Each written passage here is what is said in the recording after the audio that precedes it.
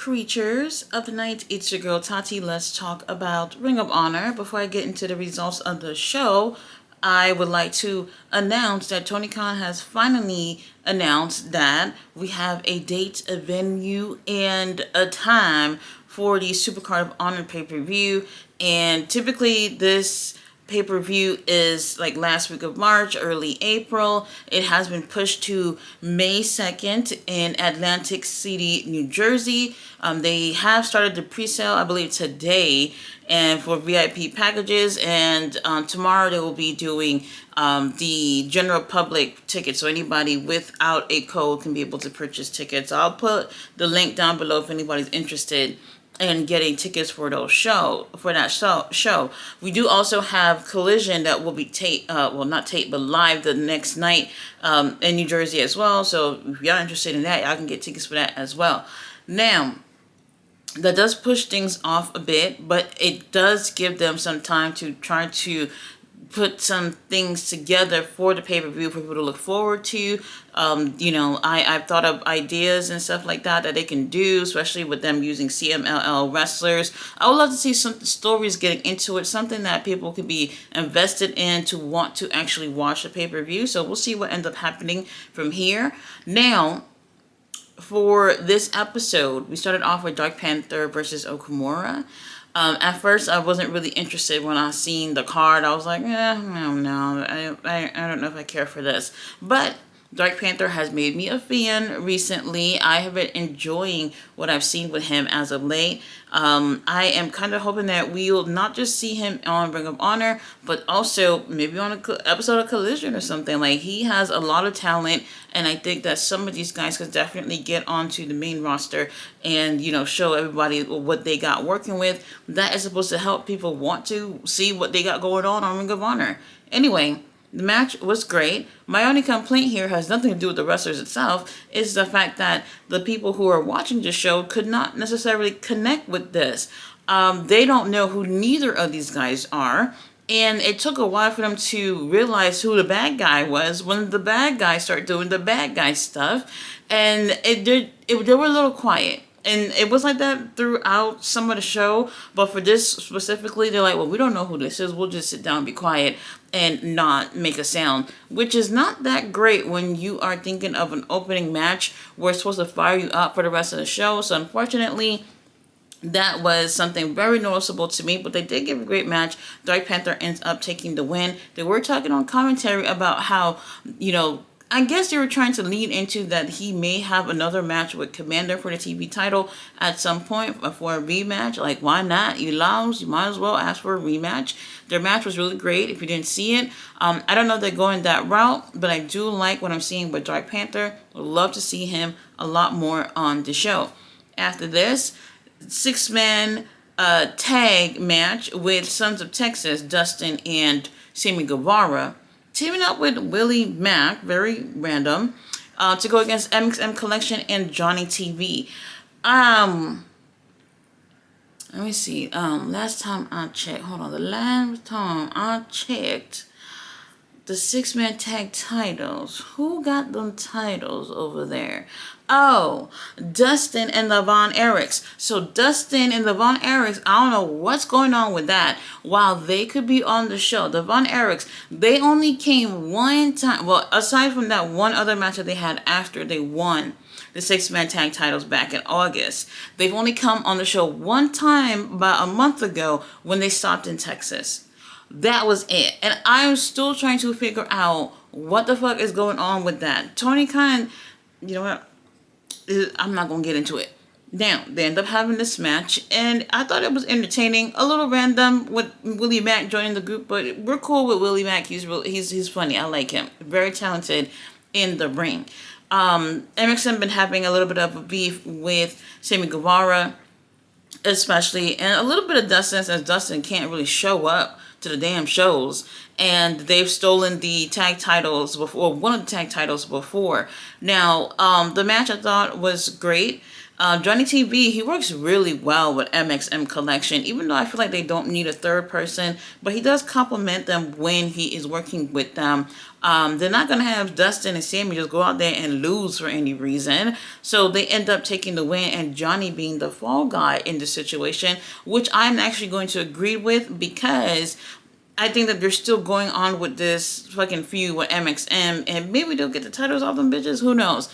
Wishful thinking. Now, after the match, MXM Collection, Johnny, they are very salty about losing, so they end up beating up on Willie Mack and Sammy Guevara, and they even end up stealing one of the tag titles again and making a run from it. I don't know where the story is going.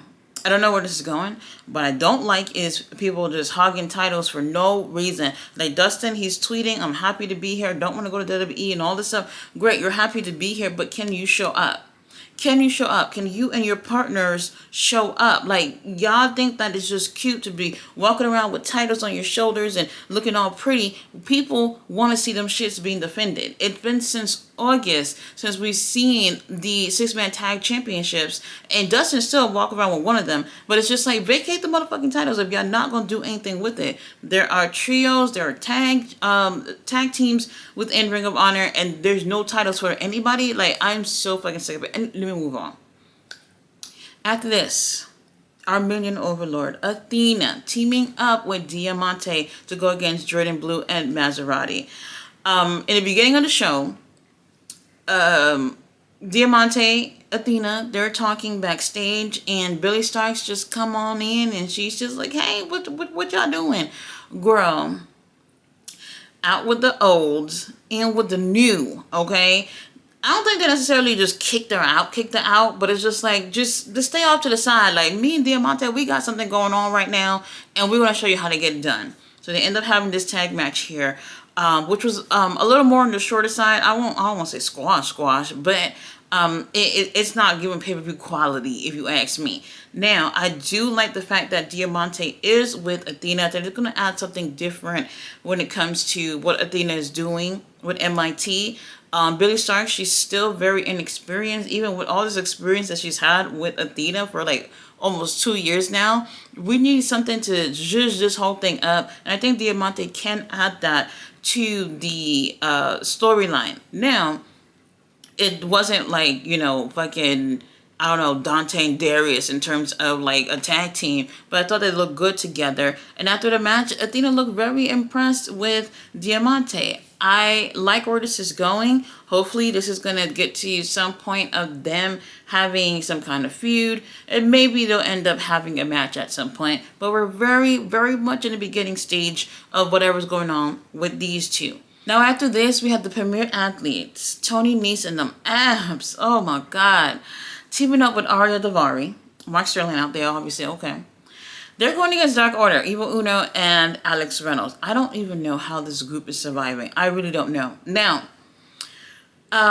ringside, well, not ringside, but sitting front row is the frat house. Y'all know, what's his name? Cole Carter, Preston Vance. Lord have mercy, Preston Vance. Oh my God. Griff Garrison and Jack Jameson. Why everybody looks so good today? They were sitting there with their pants on, no shirt, baby oil down, which is what I appreciate. I appreciate when the wrestlers put baby oil like that. Add to the presentation, okay? Now, the match was great in terms of tag team action. And, you know, I can see why Evil Uno and Alex Reynolds still tag. I feel like they've improved a lot as a team. I just don't know if people are interested in the Dark Order gimmick or whatever the hell that is at this point. But they still look good together. I think that they need to reinvent themselves. I think that they can stay together, but reinvent whatever the hell they're doing. Mark Sterling out there, who is getting involved whenever he can, and everybody's booing. I personally appreciate Mark Sterling. He's doing the Lord's work. Now, we have the front house. They are, front row, and they are being very antagonizing, yelling at the baby faces, and even end up throwing a drink at Alex Reynolds at some point. That gets him upset, and now you can see that things are brewing between the Dark Order and the frat house that are being very distracting, and I think it's those abs, if you ask me. Now, what ended up happening here was very surprising to me. While the referee was getting trying to get Mark Sterling the hell up out of here for being so distracting, here comes Preston Vance, who comes into the ring and ends up getting involved while the referee just don't see anything. And that helps the Premier Athletes take a win in how many years? I don't even remember last time I seen these two guys win something. It's been like fucking years. I don't know. And they won. I was really, really surprised about that. And Dark Order is not happy about this. Now, they're definitely going with something in terms of Preston Vance, who used to be in Dark Order. I remember Preston. Preston was the one who wore the mask. He used to go by number 10. The one day he just took off the mask and said, fuck them kids, and just kept them moving. And I really like him. I think he's a great wrestler. And there is definitely something that they could be doing with this frat house group that I'm feeling like is promising. The company just going to have to deliver. I like this. I don't know where it's going. However, we're giving these young guys an opportunity to do something. At the end of all this, Premier Athletes and the frat house, they have seemed to form some type of alliance, which I'm okay with. After this, we have ladies in action. Queen Aminata, our Queen Aminata, going against Viva Van. And y'all know I've been saying for a while, Tony Khan, make sure y'all sign my girl Viva Van. She has some kind of contract. She did confirm this a few days ago. So they got her. Okay, I don't know how long this is for or what the terms are, but they got her. So I can sleep easy at night knowing that our girl is with AEW. Now, Queen Aminata is just so...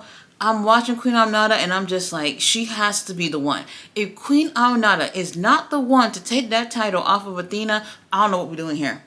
I don't know what we're doing here. She is so talented and she has this presence that you see the crowd are mesmerized by her. And I'm just like, if a babyface has to take the title off of Athena, I think she's a perfect one. They have to spend some more time building her up to get there. Yes, however, I don't know if that's going to be the case. She's been taking quite a few L's, AEW TV. I guess that don't matter because it matters only what you do in Ring of Honor. Honestly, I don't really know. Really great matchup with these two ladies. Kind of great chemistry. But Queen Aminata is just so overpowering and I love it. She ends up taking the win. And I'm hoping they can stay consistent with her. Because like I said, if anybody should be taking the title off of Athena at some point, whenever they feel like doing that, Queen Aminata would be the perfect person to take that title off of her. Main event, we have CMLL in the house. We had Titan teaming up with Fuego and Atlantis Jr. to go against Barbaro Cavernario, Rujito, and Volador Jr. Another really great match. I keep feeling like we're seeing the same people.